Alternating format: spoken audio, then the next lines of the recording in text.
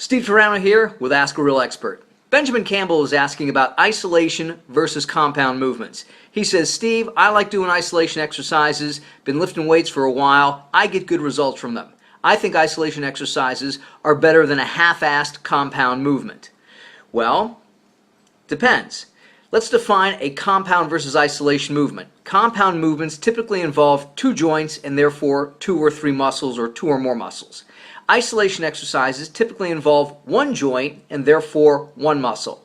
But when you think about isolation exercises, think about, well, biceps and triceps, because even if you're doing a standing barbell curl, which people consider a power exercise, it really only involves the biceps.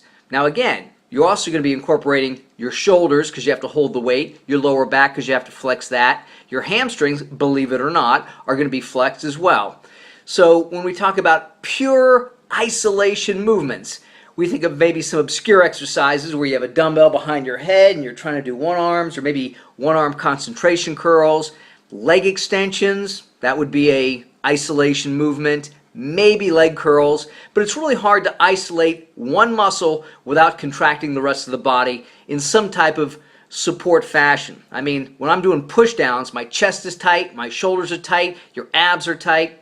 So with regards to isolation versus compound, at least we have a definition. With regards to any exercise program, if you train harder, meaning more weight, more reps, or more sets, you'll get more benefit. So if you like doing isolation exercises and you do them harder and with greater intensity, hey, they're going to give you more results, I should say, or better results.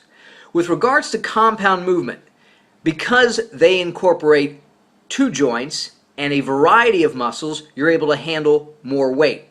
More weight constitutes greater muscular contraction, greater demand, greater adaptation, and eventually greater size and strength. So if you're asking me, can you not do compound movements and improve your physique? I will say absolutely, without a doubt.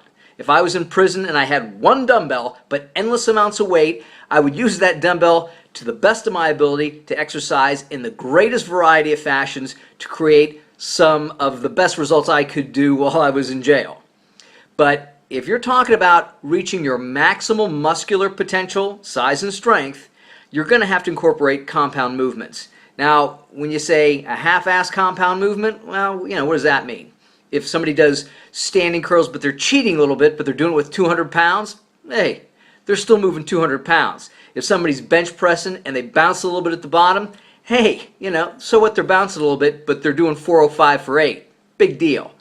So again, you think in terms of there's no absolutes. If you incorporate isolation or you like isolation exercises and you do them harder, great.